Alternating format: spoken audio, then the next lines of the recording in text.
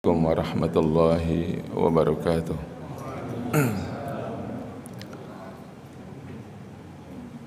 Innal hamdalillah nahmaduhu wa nasta'inuhu wa nastaghfiruh wa na'udzu billahi min syururi anfusina wa min sayyiati a'malina may yahdihillahu fala mudilla lahu wa may yudlilhu fala hadiya lahu. Ashhadu an la ilaha illallah wahdahu la syarika lah wa ashhadu anna sayyidana wa nabiyyana Muhammadan abduhu wa rasuluhu la nabiyya ba'dah. Allahumma salli wa sallim wa barik ala sayyidina Muhammadin al-Fatihi lima ughliq wal khatimi lima sabaq nasiril haq bil haqqi wal hadi ila siratikal mustaqim wa ala alihi wa sahbihi haqqa qadrihi wa miqdarihil azim amma ba'du. Qalu subhanaka la ilma lana illa ma 'allamtana innaka antal alimul hakim. Rabbi syrah li sadri wa yassir li amri wahlul 'uqdatam min lisani yafqahu qawli birahmatika ya arhamar rahimin. Alhamdulillah, puji dan syukur sepantasnya sudah kita panjatkan kehadirat Allah Subhanahu wa taala atas limpahan rahmat, taufik dan inayahnya. Begitu banyak sudah Allah berikan kepada kita nikmat, di antaranya berupa nikmat iman, nikmat Islam, nikmat sehat badan dan nikmat panjang umur. Sehingga dengan nikmat-nikmat tersebut, baik bapak maupun ibu serta sekalian bisa datang ke masjid ini untuk melaksanakan suatu kewajibannya, yaitu salat subuh berjamaah. Tentu punya harapan buat bapak dan ibu sekalian, mudah-mudahan ibadah subuh kita hari ini diterima oleh Allah Subhanahu wa taala. Amin ya rabbal alamin. Salawat dan salam gak lupa juga kita haturkan kepada junjungan Nabi besar kita Muhammad sallallahu alaihi wasallam beserta keluarga, sahabat, pengikut, termasuk kita sekalian yang hadir di pagi hari ini. Tentunya kita juga berharap mudah-mudahan kelak kita akan mendapatkan syafaat daripada Nabi kita Muhammad sallallahu alaihi wasallam. Amin ya rabbal alamin. Sekali lagi yang terhormat pengurus Masjid Jami Al-Manar, wabil khusus guru kita Bapak Ustaz Hadi Asy'ari Musa, Bapak Haji Sadli, Bapak Haji Effendi, bapak-bapak dan hadirin sekalian yang lainnya, yang tidak mengurangi rasa hormat saya kepada bapak sekalian dan ibu. Sekali lagi saya ucapkan minal a'idin wal faizin, kullu amin wa antum bi khair, taqabbalallahu minna wa minkum wa taqabbal ya karim.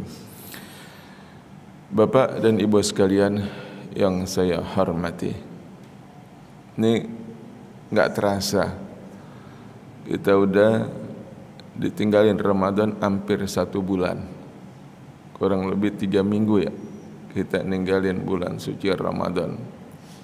Mudah-mudahan ya ibadah Ramadan yang kita tinggalin membekas, meninggalkan asar.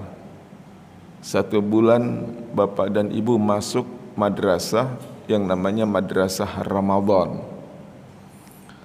Masuk madrasah Ramadan yang awalnya kita malas untuk sholat berjamaah, pas masuk Ramadan kita semangat masuk sholat berjamaahnya. Bayangin, belum masuk waktu Isya kita udah kumpul, kita udah datang berdoyon-doyon sampai hari pertama penuh sholat Isya. Banyak pengen ngejar waktu ibadah, semangat kita yang tadinya di rumah aja jadi rajin di masuk bulan Ramadan. Yang tadinya nggak semangat masuk Ramadan jadi rajin sholat berjamaahnya. Bayangin hari pertama sholat sunat tarawih, kayaknya banyak, penuh. Kenapa? Pengen ngeraih pahala yang dikatakan amaluhu mudha'af. Apa itu amaluhu mudha'af? Amal perbuatan kita pahalanya berlipat ganda di bulan suci Ramadan. Yang tadinya dapat pahala sunnah, pas masuk Ramadan dapat pahala wajib, Pak. Enak nggak kira-kira? Enak. Semangat kita. Itu satu. Yang tadinya malas berjamaah, pas masuk Ramadan rajin berjamaah. Yang kedua, yang tadinya malas bertadarrus Al-Quran, jadi rajin baca Quran. Yang nggak bisa, semangat baca kulhu berulang-ulang.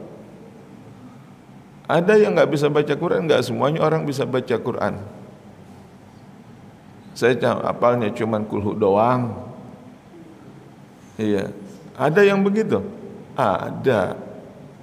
Jujur aja, banyak kita ini yang nggak bisa baca Quran. Baca aja kulhu berulang-ulang. Dari pagi sampai sore. Ada yang bisa 100 kali baca kulhu. Al-Fatihah aja dia ulang-ulang. Pokoknya yang dia hafal dia baca aja. Ya, karena apa? Dia tahu cuman di bulan Ramadan doang pahalanya berlipat ganda. Apalagi kalau kita baca Al-Quran, itu pahalanya satu huruf ya 10 kali lipat hari biasa. Man qara'a harfan min kitabillahi falahu hasanah. Siapa orang yang membaca daripada kitab Allah, yaitu Al-Quran, dia dapat satu kebajikan. Fal hasanatu bi asyri amthaliha. Setiap satu kebajikan itu pahalanya berlipat ganda, kata Nabi. La aqulu alif lam mim harfun, kata Nabi. Saya tidak mengatakan alif lam mim satu huruf. Enggak. Kata Nabi, aku tidak mengatakan alif lam mim satu huruf, walakin, akan tetapi alifun harfun, walamun harfun, wa mimun harfun. Kata Nabi, akan tetapi alif satu huruf, lam satu huruf, dan mim satu huruf. Alif lam mim 3 huruf, berarti kali 10, 30 Bapak dapat. 30 dilipat gandain di bulan Ramadan, bacanya 30 kali 2 berarti 60. Kalau alif lam mim aja udah 30, 3 huruf. Bismillahirrahmanirrahim 19 huruf. Tuh, kali 10 190 dikali dilipat gandain 2 kali lipat, 190 kali 2 berarti 380 Bapak baca, dapatkan kebaikan. Baru bismillah doang, belum yang lain, belum. Bismillahirrahmanirrahim. Bagaimana kalau baca Al-Fatihah berapa ayat? 7 ayat. Sampai waladhdallin, berapa huruf yang Bapak dan Ibu baca? Kalian aja udah. Pakai kalkulator ntar pulang ke rumah. Pakai HP kayak hitung aja ada berapa huruf tuh dari Bismillahirrahmanirrahim sampai waladhdallin. Berapa huruf? Itu baru Al-Fatihah doang. Gimana kalau baca yang bisa baca Quran ya 30 juz 114 surat 6.666 ayat. Berapa huruf yang dibaca? Kaliin 10, karena bacanya di bulan Ramadan dilipat gandain 2 kali lipat. Kalau orang Jawa bilang ngebadeg, pahalanya banyak banget. Itu baru yang baca Al-Quran. Yang baca berulang-ulang gitu juga. Kulhu, ada yang baca sampai 200-300 kali kulhu. Al-Fatihah, inna a'toina. Saya mah apalnya itu doang umpamanya. Saya nggak bisa banyak-banyak, itu doang bisanya. Nggak apa-apa. Daripada pelangak pelongo nggak baca Al-Quran, baca aja. yang bisa. Itu dia. Yang tadinya nggak semangat baca Quran jadi semangat di bulan Ramadan. 2. Ketiga, yang tadinya malas bersedekah di bulan lain masuk Ramadan rajin sedekahnya. Kenapa? Dia tahu pahala sedekah di bulan Ramadan dilipat gandain pahalanya bersekian kali lipat. Masya Allah.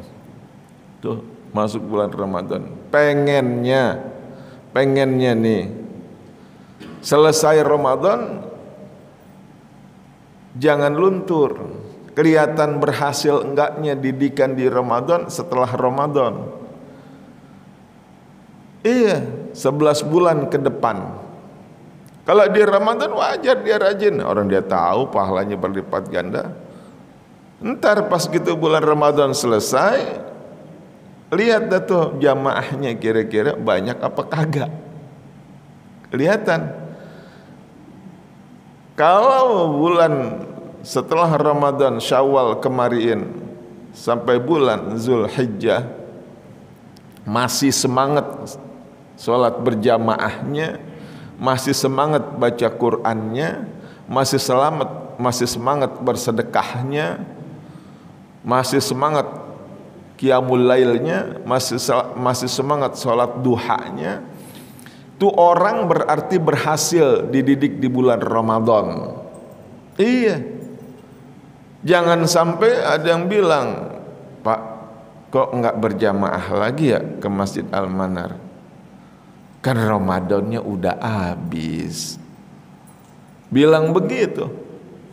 Ada enggak yang begitu? Ada, tapi bukan jamaah kita, jamaah bagian sana tuh. Iya, kalau ditanya Ramadannya kok Pak udah habis kan? Dia bilang begitu. Sekarang udah nggak Ramadan lagi, biasa lagi. Berarti dididik di Ramadan dia nggak berhasil. Nggak berhasil dia. Iya, di Ramadan rajin, selesai Ramadan malas aja lagi. Berarti Ramadan kemarin dia nggak berhasil. Dia didikan di bulan suci Ramadan. Ya, kita bisa berharap mudah-mudahan didikan di Ramadan buat kita nih yang hadir pagi hari ini insya Allah meninggalkan asar, membekas di dalam diri kita sehingga semangat Ramadan terus 11 bulan ke depan nggak kendor. Jangan begitu kita. Jangan pas Ramadan selesai, udah saat berjamaahnya kendor aja lagi. Taklimnya kendor lagi, ini lagi. Dengan alasan apa? Udah bukan Ramadan lagi. Salah kalau bilang begitu. Salah kalau bilang udah bukan bulan Ramadan lagi. Nah, Bapak dan Ibu hadirin serta hadirat sekalian yang saya hormati. Ini udah mulai. Walaupun ada beberapa di antara teman-teman kita mungkin masih ada yang di kampung. Mungkin masih ada yang di kampung. Biasa kalau udah pulang kampung keenakan. Ingat waktu mondok dulu. Kalau waktu mondok tuh balik ke pondok malesnya bukan main, Pak. Iya. Libur cuman 2 minggu di pondok. Balik ke pondok ke sebulan. Kalau ditanya, "Tong, kenapa enggak balik lu ke pondok ya?" Masih ntar dulu dah be, belum ada kegiatan apa-apa. Emang begitu. Males kita. Coba lihat dah anak-anak pondok. Ya, pulang seminggu, sebulan di rumah. Begitu, emang begitu. Nah, jadi begitu, bikin malas kita. Nah, ini udah mulai kelihatan sedikit-sedikit udah mulai datang lagi ke Jakarta. Yang udah pulang girang tuh, yang kemarin menjelang Ramadan semangat kita pulang kampung, ya. Yang enggak pulang kampung, yang biasa enggak pulang kampung jadi pulang kampung. Bagaimanapun caranya, yang penting pulang kampung judulnya. Mau punya kendaraan apa kagak, enggak apa-apa. Dia bela-belain. Ya, walaupun modal cuman RX King kuno, motor kuno, enggak apa-apa, biarin pulang ke Pekalongan dah. Iya, dimodif tuh motor dimodif, ditambahin bagasi tambahan di belakang. Saking semangatnya pengen pulang kampung, dipasangin bambu di belakang. Anak 3. Iya, anak 3. Pengen pulang kampung, bininya nanya, "Pak, pulang orang di kampung Pekalongan." "Oh, mulai pulang." Ongkos mah pas-pasan, Pak. Tapi semangatnya, ghirahnya tuh karena ibadah puasa di bulan Ramadan 1 bulan, pengen pulang kampung dia. Wah, tuh motor dimodif, Pak. Dikasih bagasi, pasang bambu belakang buat bagasi. Iya. Dirapiin, dicek mesin, semuanya siap. Wah, pulang kampung nih hari, ditambahin tulisan di belakang, "Go to Pekalongan, met lebaran." Jalan kampung, nggak boleh naik motor lewat tol, ditangkap. Jadi lewat jalan yang normal. Siapa aja itu satu motor, anak 3 sama bini sama anak yang ketiga taruh di belakang.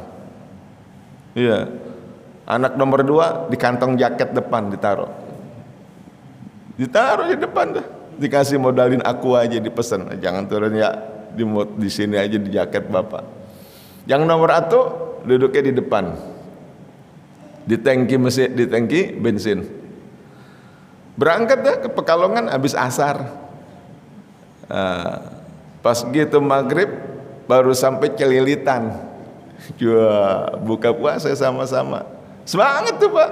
Pengen pulang kampung ke Pekalongan. Maghrib baru sampai Celilitan. Semangat dia. Habis itu buka puasa, lanjut lagi terus. Ya, pas Isya lewat dikit baru sampai Cirebon.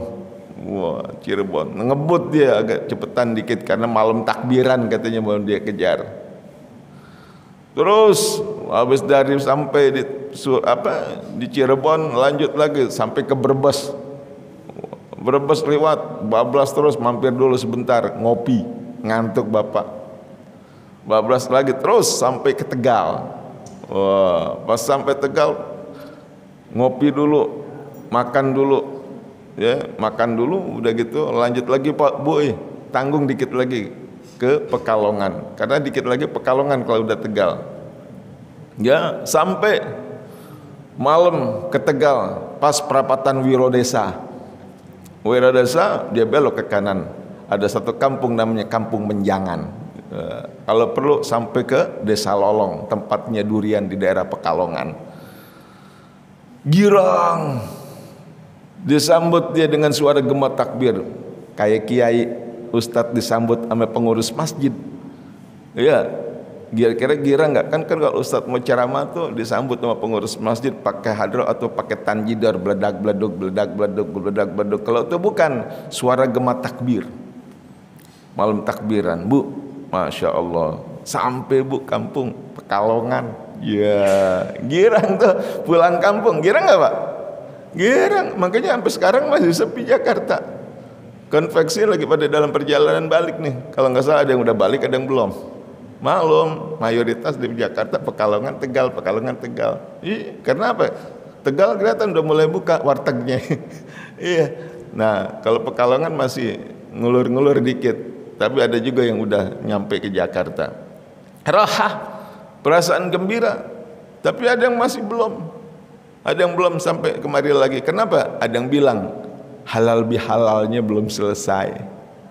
Ada yang bilang begitu. Tahu nggak halal bihalal?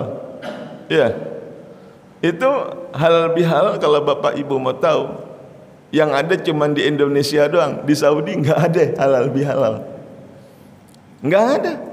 Orang Arab nggak kenal halal bihalal, Bapak Ibu. Nggak ada. Cuman adanya di Indonesia doang halal bihalal. Kalau mau lihat sejarahnya, siapa yang mula-mula ngadain halal bihalal? Ada 2 versi. Ada Raja Mangkurat I yang disebut Pangeran Sambernyowo. Itu pertama kali tahun 1938 yang ngadain acara halal bihalal. Awalnya bukan halal bihalal, halal bihalal. Nggak boleh dipisah, jangan dipisah. Cuman halal disisipin dengan bi, bahasa Arab bi, halal ketemu bi ditambahin halal lagi, jadi halal bihalal. Gitu. Tuh dia, buat apa tuh raja ngumpulin begitu? Setiap hari raya Jawa itu ada kumpulin masyarakatnya untuk tujuan bersilaturahim, saling maaf memaafkan. Dikumpulin raja dan rakyatnya untuk tujuan saling maaf memaafkan. Bahkan dalam riwayat lain dikatakan pernah juga asal mula halal bihalal itu dari tukang martabak orang India. Iya, tukang martabak orang India itu tadinya dia kalau dagang martabak tuh ada ditulis ya martabak Malabar. Kalau Bapak mau tahu, martabak Malabar. Biar tuh orang tahu, karena tuh martabak asing Pak dulu, nggak ada yang tahu martabak. Siapa yang kenal martabak? Orang Betawi mah kenalnya cuma apa? Gemblong. Iya, dongkal aja dia kagak tahu. Dongkal kan bukan dari orang sini. Growol tuh orang Pekalongan yang bikin. Iya. Orang kita apa? Paling nasi uduk nyarapnya. Menggono belum ada. Nasi menggono, nasi yang campur sama urap nangka, tempe goreng sambal terasi, mantep. Belinya di warteg sama warung Pekalongan. Itu biasanya yang bikin orang Jawa. Kalau orang kita nggak ada yang tahu, taunya nasi uduk doang. Nasi kebulia juga baru, nasi kabsyah baru semuanya. Kalau Bapak Ibu mau tahu di RW 5 tuh warung Pak Ali, itu kalau pagi begini ngantri beli nasi menggono. Dulu waktu martabak baru nyampe ada tulisannya martabak Malabar. Orang bingung, ini makanan apa nih? Halal apa kagak? Ditulis sama tuh pedagang martabak orang India, karena martabak asalnya dari India. Nah, ditulis di martabak di situ terus martabak halal bin halal, bukan halal bihalal, halal bin halal, dia bilang gitu. Diplesetin jadi halal bihalal sama orang. Sampai sekarang versi kedua Kiai Hasbullah tahun 1948 baru diperbaharui lagi. Berseru dia ngajak kepada Presiden Bung Karno, gimana kalau nih ya pimpinan kepala negara supaya kabinetnya nggak saling musuhan dan menjaga stabilitas keamanan, jangan sampai saling curiga mencurigai, kumpulin semuanya, duduk satu meja, minta maaf, senyum, saling pandang, biar jangan ada rasa curiga untuk menyusun kekuatan menghadapi musuh-musuh NKRI di luar sana. Diadain acaranya, namanya juga halal bihalal. Jadi bukan dari Arab. Di Saudi nggak ada halal bihalal, cuman di Indonesia doang sampai sekarang. Jangan dipisah halal bihalalnya. Ya, jadi digabung, disisipin halal bihalal. Ya mudah-mudahan sih dengan adanya hal seperti itu timbul rasa curiga. Bayangin sampai sekarang masih Pak, sampai tanggal 27 besok saya masih ada dapat info undangannya. Dari mana? Keluarga Mbah Ano, cucu turunannya tuh semua ngumpul dari, wah udah berapa turunan ngumpul di satu tempat. Itu acara apa nih? Halal bihalal. Jadi udah banyak keluarganya, nggak ada yang kenal cucu sama cucu. Saking ngumpulnya, cuman orang tuanya aja yang kenal, diundang acara seperti itu untuk menjalin tali silaturahim yang sampai sekarang masih tetap berjalan dengan baik. Kita lihat sisi positifnya, sisi baiknya. Ya mudah-mudahan ya dengan hal-hal seperti itu tetap terjalin ukhuwah, persaudaraan di antara sesama kita semuanya. Itu sampai sekarang masih ada. Belum ada yang balik pulang ke Jakarta lagi, masih di kampung acara halal bihalal. Bahkan lebih ramai biasanya. Pas gitu habis Syawalan 6 hari, hari ketujuhnya mereka lebih ramai daripada Idul Fitri. Kalau di Pekalongan begitu, lebih ramai dia. Baru bikin ketupat. Kalau kita kan mau lebaran bikin ketupatnya, masak ketupat sambal godog, semurnya nggak peduli dah mau semur daging, biar dia bela-belain dia cari beli daging. Ya, nggak banyak, cuma seprapat dia beli, paling campurannya tahu sama tempe. Wah, iya nggak? Yang penting nyemur judulnya. Dia bilang begitu. Udah bau-bau daging dikit. Ya enggak, biar kalau pas ditanya sama tetangga, enggak ada daging itu, daging tanpa tulang yang enggak punya gigi, silakan makan. Ayo. Kenapa? Semangat untuk berhari raya Idul Fitri. Mudah-mudahan semangat ini enggak turun. Semangat berhari raya enggak kendor. Nah, sekarang udah mulai lagi dibuka, bermunculan. Sampai kemarin dia kasih tahu, Ustaz, besok udah mulai lagi di Al Hidayah, udah mulai lagi di sini, udah mulai lagi di sini. Pengajian udah mulai buka lagi, Pak. Udah mulai menjamur. Buka lagi tuh. Yang tadinya ditawakufkan sementara, ditutup tanpa dikunci. Itu kan kalau pengajian ditutup dulu sementara masuk bulan Ramadan karena ada kegiatan lain. Kayak di sini umpamanya ada pesantren kilat, ada lomba azan, ada lomba one day one juz, satu hari satu juz, ada kayak begitu baca. Kenapa? Saking semangatnya menyambut bulan suci Ramadan. Nah sekarang itu udah selesai acaranya, buka lagi majlis taklim seperti biasa. Kuliah subuh udah jalan lagi. Kan bulan Ramadan kemarin kuliah subuh libur dulu tuh, kita nggak ada. Sekarang mulai ada lagi. Ya Pak ya. Nah, baik, Bapak Ibu dan hadirin serta hadirat sekalian yang saya hormati, saya tidak akan panjang lebar, hanya sedikit saja sekilas masalah azan. Nih, banyak di antara kita kadang-kadang azan sekedar azan aja. Tahu enggak sih apa hukumnya azan? Apa hukumnya azan? Bagaimana cara azannya Rasulullah sallallahu alaihi wasallam? Bagaimana? Apa hukumnya? Hukumnya sunnah. Bahkan dia mengatakan sunnah kifayah buat laki-laki. Pertanyaannya, perempuan boleh nggak azan? Boleh aja, tapi di rumah. Kalau di masjid nggak ada perempuan azan. Pernah dengar azan di Masjid Al-Manar, di masjid-masjid lain? Suara siapa itu? Ibu Anu. Pernah dengar azan, Pak? Kagak. Jadi bapak-bapak aja atau ibu-ibu aja yang azan. Nah, kalau Bapak Ibu mau tahu, ini cuman adanya di majlis taklim. Adanya di majlis taklim. Buat yang suka azan, boleh juga dengerin. Ya, saya baca di dalam kitab Busyra Karim, syarah daripada kitab Muqaddimah Hadramiyah. Itu ada tingkatan-tingkatan azannya Rasulullah sallallahu alaihi wasallam, tingkatan takbirnya. Ada yang tahu? Ada berapa tingkatan takbirnya? Perlu juga buat kita, walaupun kita enggak praktekin, tapi ada azan Rasulullah, kita ikutin cara Rasulullah azannya bagaimana. Nih,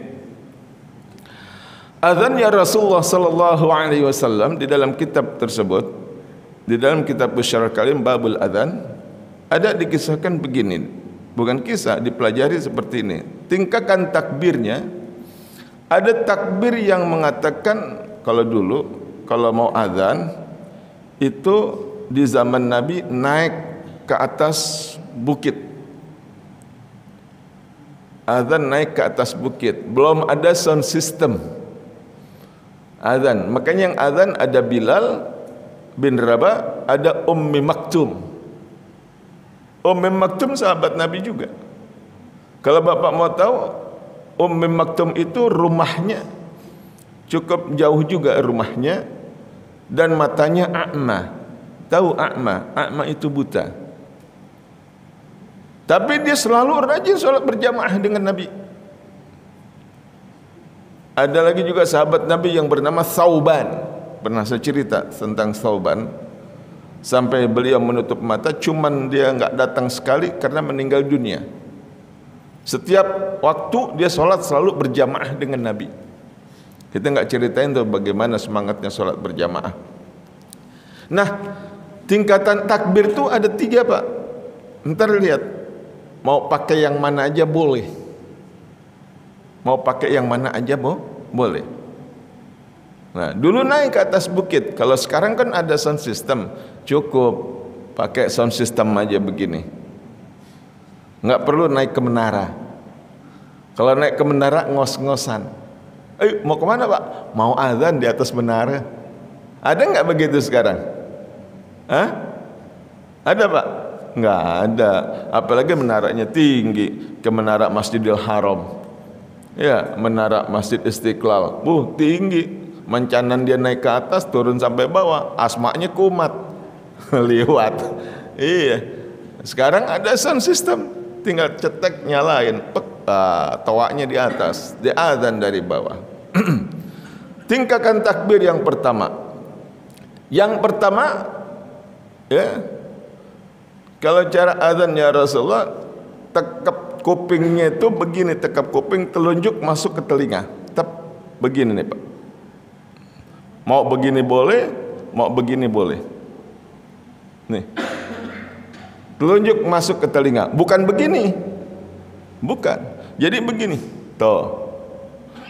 Kenapa? THT, telinga, hidung, tenggorokan. Itu tempat keluarnya angin atau udara. Kenapa ditutup telinga? Supaya udara atau suaranya nggak ngempos. Biar suaranya keluar kemari semua, jangan lewat kuping, lewat mulut semuanya. Jadi nafasnya agak panjang. Tekap. Nah, baru mulai. Pertama, Allahu Akbarnya, Allahu Akbar, Allahu Akbar, sukun semuanya. Tingkatan pertama tuh. Ini buat yang adzan, kasih tahu boleh. Ada di dalam kitab Busyra Karim, syarah daripada kitab Muqaddimah Khadramiyah. Nih, Allahu Akbar, Allahu Akbar, Allahu Akbar, Allahu Akbar. Sukun semua kan? Sukun semua. Itu tingkatannya nilainya 100. Nilainya 100.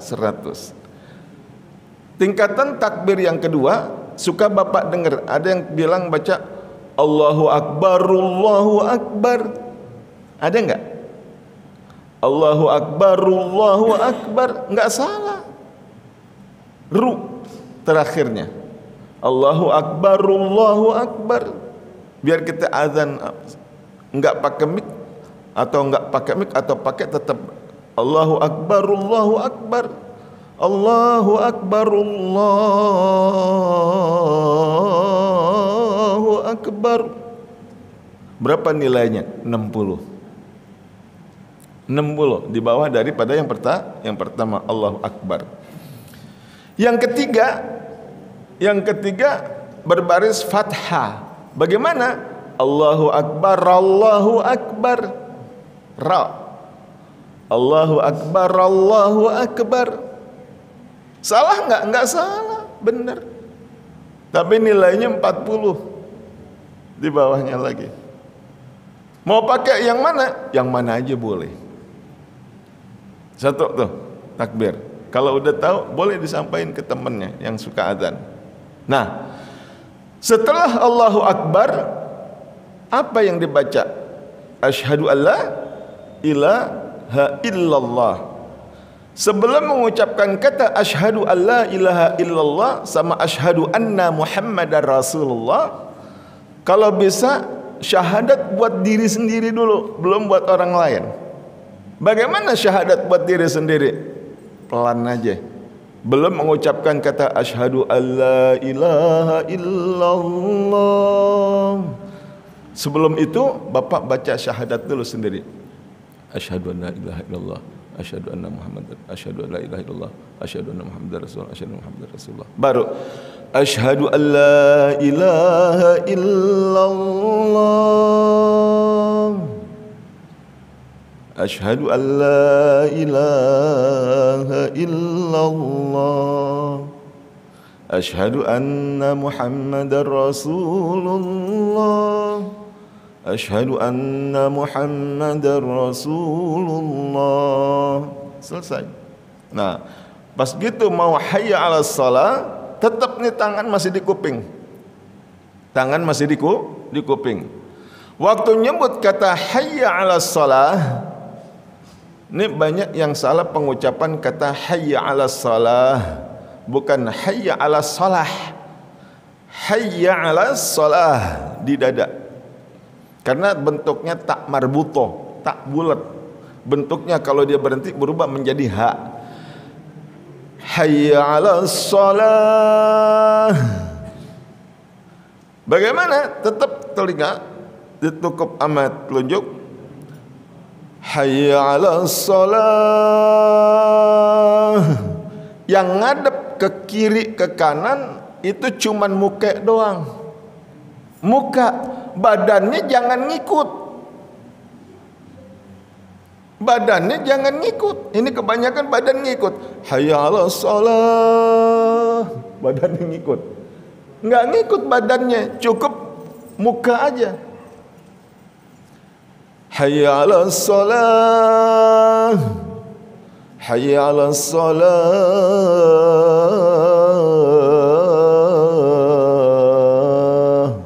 Ke kiri. Muka aja yang ikut. Yang belok kanan, belok kiri. Ngajak tuh orang untuk melakukan sholat. Nah, pas gitu hayya 'alal falah, ha di belakang ha. Jim tanpa titik, ha itu di tenggorokan. Hayya 'alal falah. Ha. Jangan ha lagi. Kalau ha lagi lah salah lagi bahasa Arabnya. Jadi hayya 'alal falah. Hayya 'alal falah.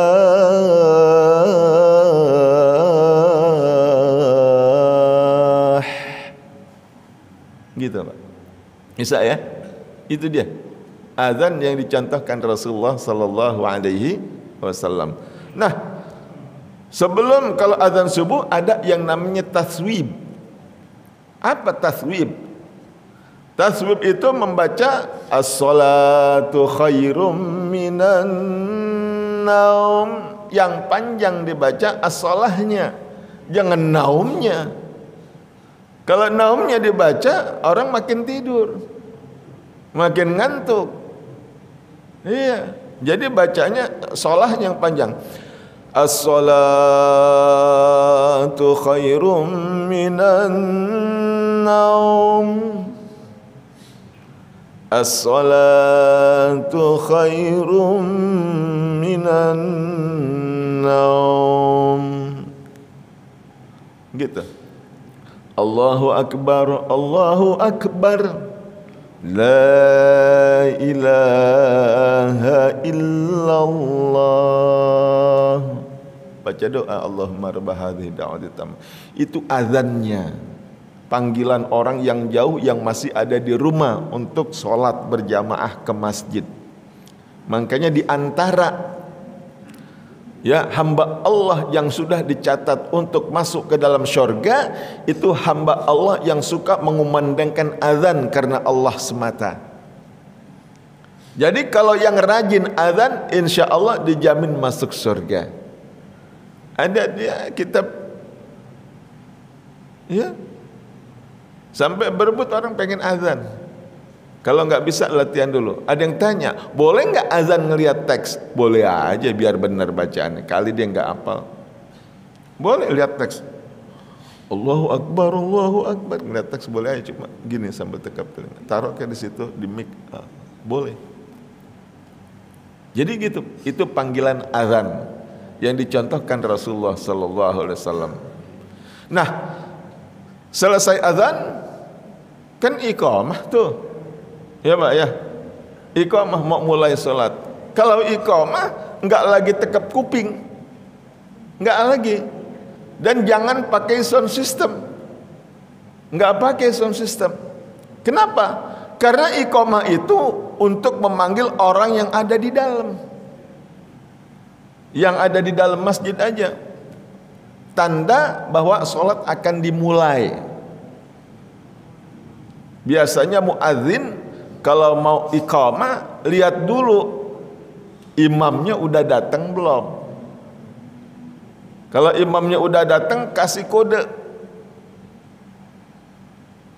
berarti mulai mau sholat.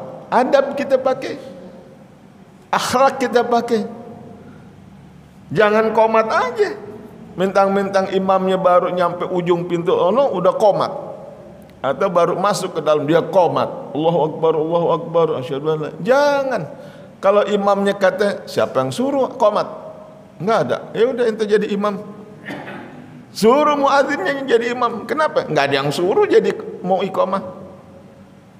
Ya, dia jadi imam. Kalau enggak ada yang suruh, tunggu aba-aba dari imam yang mau jadi imam atau siapa yang mau jadi imam. Nah, kalau yang nyuruh iqamah itu udah siap menjadi imam.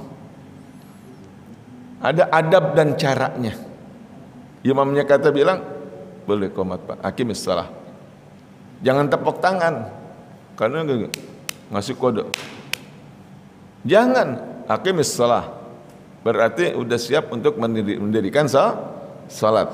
Qomat dah. Nah, kok bagaimana qomat yang diajarkan Rasulullah? Udah nggak lagi pakai sound system, nggak lagi naik ke bukit, enggak, dan nggak lagi tutup telinga. Cukup berdiri sambil berkata, tangannya ke bawah, dan posisi yang iqamah harus maju ke depan. Jangan iqamah ada di belakang. Mana dia, orang nyari nama yang qomat, mana dia? Oh, ada di pojok. Iya, ada nggak yang begitu? Ada.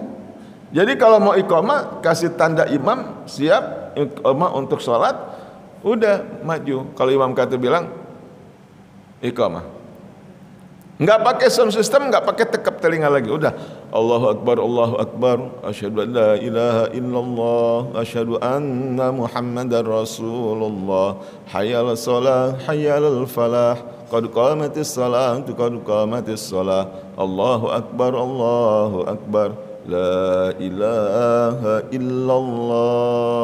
Buat orang yang ada di dalam. Yang di dalam, kalau mau kata naik pesawat siap landing, mau berangkat, nggak lagi orang luar. Ada yang datang dari luar, kapan qomatnya? Loh kenapa? Enggak, gue masih di rumah. Salah, emang tadi nggak dengar azan. Jadi iqamah buat yang di dalam, bukan buat yang di luar, bukan buat yang di rumah, buat yang di dalam, yang di masjid, yang mau siap untuk sholat. Gitu. Karena pernah terjadi, Pak. Pernah terjadi ada seorang ustaz, ya, di azan jam 9 pagi. Jam 9 pagi di azan, Pak. Wah, di azan jam 9 pagi. Orang yang dengar ngamuk-ngamuk, Pak, masyarakat. Gila tuh orang. Dilihat jam berapa nih? Jam 9 pagi. Azan apa? Zuhur belum, masih jauh. Subuh udah liwat. Udah liwat belum jam 9? Udah tangeh, udah ketinggalan jauh. Udah dari sini Jakarta Bogor, udah nyampe. Ya, di azan jam 9 pagi itu masyarakat datengin, Pak. Ada yang bawa golok, ada yang bawa pentungan. Iya, ada yang bawa golok, ada yang bawa pentungan, ada yang bawa galah, ada macam-macam. Dia bilang, "Oi, gila lu ya? Ente gila." Dibilang gitu. Masyarakat udah penuh di masjid. Dikata ada ajaran baru nih, azan jam 9 pagi. Dia bilang gitu. Udah, kata tuh masyarakat, kata yang azan tadi, ada apa, Pak? Lu gila ya? Dibilang gitu. Gila emang lu? Dibilang gitu. Azan apa nih jam 9 pagi? Gila emang dasar, udah nggak waras. Dengan tenang nih Ustadz jawab, ya, yang azan bilang, saya juga bingung nih. Kenapa? Yang gila saya atau siapa yang gila? Kenapa lu bingung? Udah jelas lu yang gila. Kena azan jam 9 pagi, subuh udah lewat, zuhur belum nyampe. Begini, makanya saya azan jam 9 pagi, saya azan nih.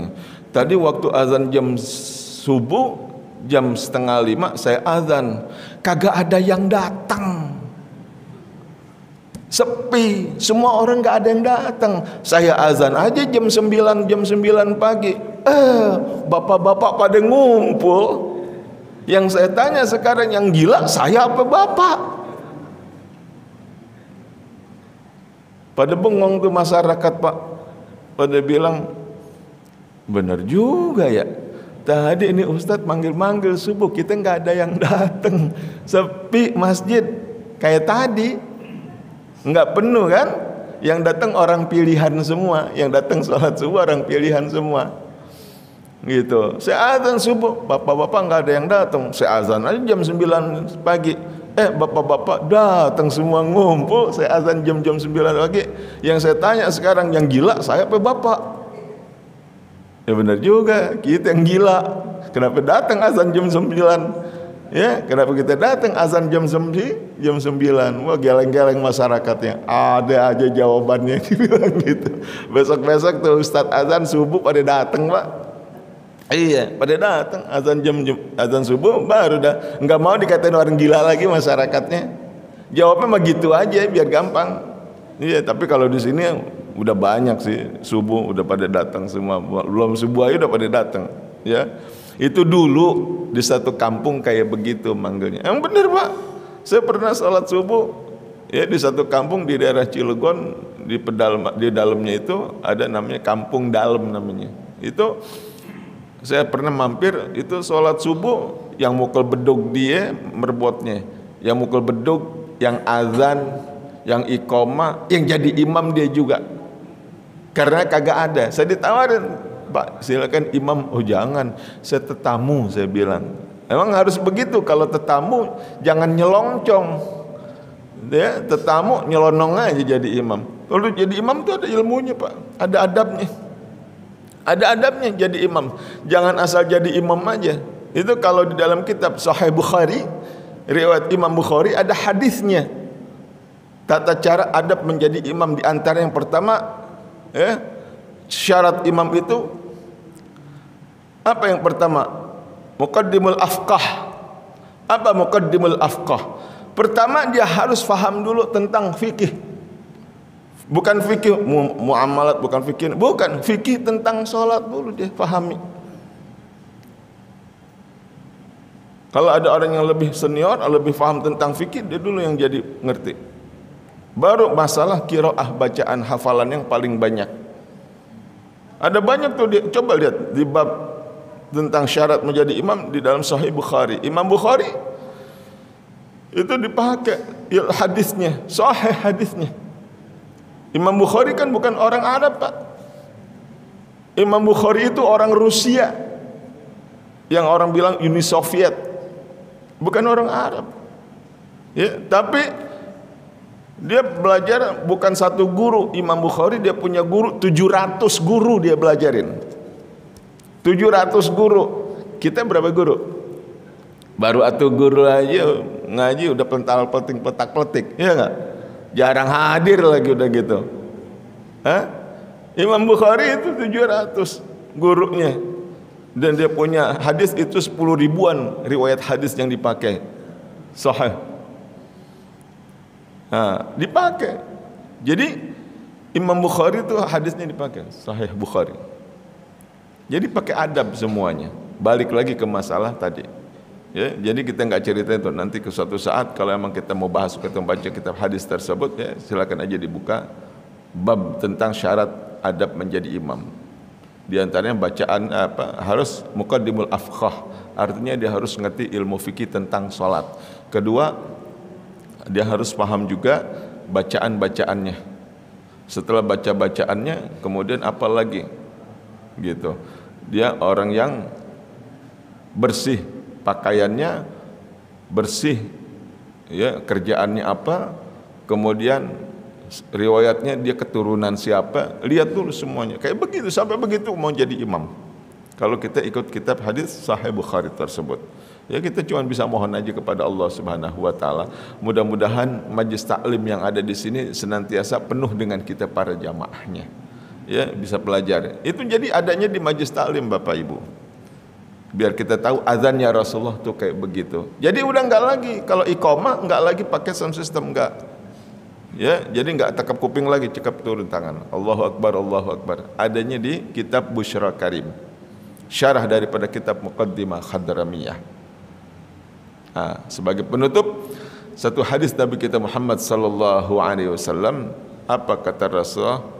Kun aliman au muta'alliman au mustami'an au muhibban wala takun khamisan fatahlik, kata Nabi. Pesan Rasulullah, kun aliman, jadilah engkau pengajar. Kalau Bapak punya ilmu, silahkan Bapak mengajar di majlis taklim. Enggak mampu, saya nggak mungkin bisa ngajar. Au muta'alliman, jadilah pelajar. Pelajar kita masih banyak kekurangan, nggak mungkin kita penuh sempurna punya ilmu, nggak mungkin. Pasti kita banyak kekurangan. Muta'allim, menjadilah pelajar. Apalagi belajar ngaji sekarang, nggak pakai kitab, pakainya kitab. Tapi yang bapak-bapak kan nggak pegang kitab. Kayak begini ngaji pegang kitab kagak. Ya, kita nggak pegang kitab, cukup menjadi kategori yang ketiga, au mustami'an, pendengar. Kalau kita nggak jadi pelajar, kita jadi mustami', pendengar aja ngajinya, nguping. Ngaji nguping kita. Ya. Au muhibban, mau nguping, ya umpamanya nggak sempat atau gimana, jadi muhibban, pecinta. Bagaimana jadi pecinta majelis taklim? Gampang. Setiap di sini ada majelis taklim, bantu mereka, dukung mereka. Kalau perlu kirimin aqua 1 dus, kirimin aqua 1, jangan galon Pak. Kalau galon gimana minumnya? Disedot rame-rame. Jadi 1 gelas kirimin, 1 dus kirimin.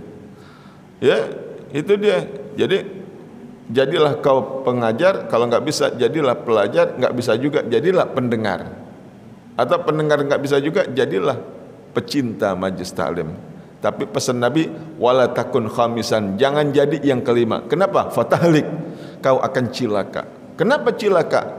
Kau ngajar enggak, taklim kagak, dengerin majelis taklim kagak, baru-baru cinta majelis taklim. Yang ada majelis taklim dimusuhin, dihasut masyarakatnya. Jangan datang tuh majelis taklim, ngapain ke situ, cukup aja. Ya, ngapain, udah banyak buku baca aja.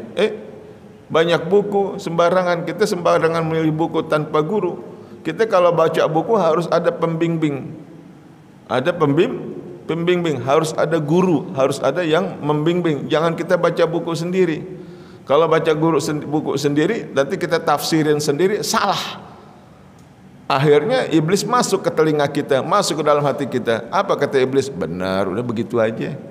Apa yang lu baca benar. Cari irbi irsyadi ustadzin. Di dalam kitab Ta'limul Muta'allim kan ada tuh. Apa di dalam kitab Ta'limul Muta'allim dikatakan, ala la tananul ilma illa bisittatin. Ketahuilah ilmu tidak akan didapat kecuali dengan 6. Ilmu enggak bakal kita dapat kecuali dengan 6 perkara. Yang pertama zakat. Yang pertama bizakain. Apa zakat? Zakat itu kalau kita mau dapat ilmu harus zakat. Ingatan kita harus kuat, harus cerdas. Zakat. Yang kedua wahirsin. Apa hirsin? Semangat. Orang kalau mau taklim harus semangat. Jangan datangnya, entar lu dah ya, gue nggak datang dulu dan ini lagi males. Ada yang begitu? Ada. Entar besok masih ada waktu. Oh, kalau majelis taklim kalau udah nggak datang sekali, keseruan makin enak kita.